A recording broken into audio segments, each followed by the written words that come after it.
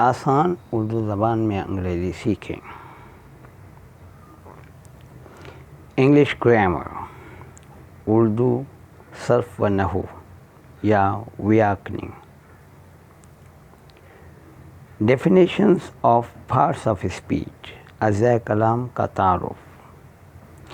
اس میں ہم parts of speech کے جتنے بھی ہیں پارٹس آف اسپیچ ان کا تعارف بیان کریں گے. When we speak, we use words, and words are divided into different parts or classes called parts of speech in accordance with the use. جب ہم بات کرتے ہیں ہم لفظوں کا استعمال کرتے ہیں اور الفاظ مختلف حصوں یا درجات میں تقسیم کیے جاتے ہیں جن کو ان کے استعمال کے مطابق بول کا حصہ کہا جاتا ہے. They are 8 in numbers. وہ تعداد میں 8 ہیں. Number 1 noun. Noun کو اردو میں اسم کہا جاتا ہے. A noun is a word used as the name of a person, place or thing. اسم ایک لفظ ہے جو کسی شخص، جگہ یا چیز بطور نام استعمال کیا جاتا ہے. Number 2 adjective. صفت. An adjective is a word used to add something to the meaning of a noun. صفت وہ لفظ ہے جس کو اسم کے ساتھ لگا کر استعمال کیا جاتا ہے. Number 3 pronoun. ضمیر. A pronoun is a word used instead of a noun. ضمیر ایک کلمہ ہے جو اسم کی جگہ پر استعمال ہوتا ہے. Number 4 verb. فعل.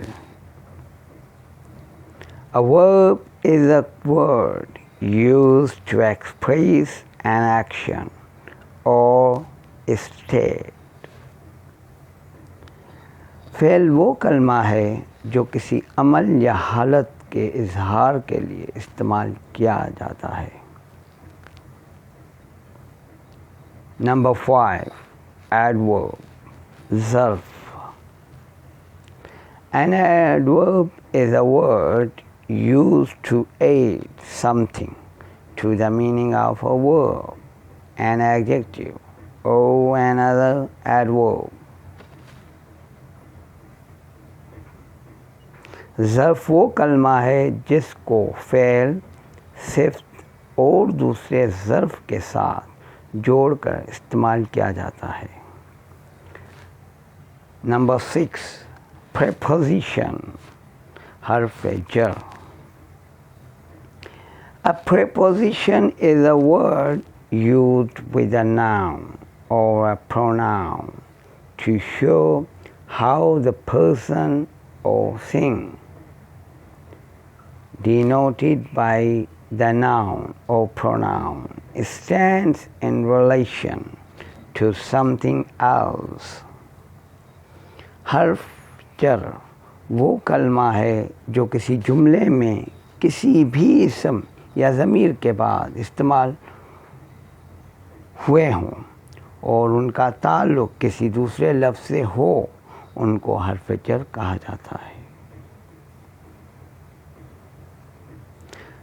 Number 7 conjunction. حرف جملہ. A conjunction is a word used to join words or sentences. حرف جملہ وہ کلمہ ہے جو کسی لفظ یا جملے کو آپس میں جوڑتے ہوں. Number 8 interjection. حرف ندا. An interjection is a word which expresses some sudden feeling حرف ندیٰ وہ کلمہ ہے جس میں اچانک احساس کا اظہار کیا جائے.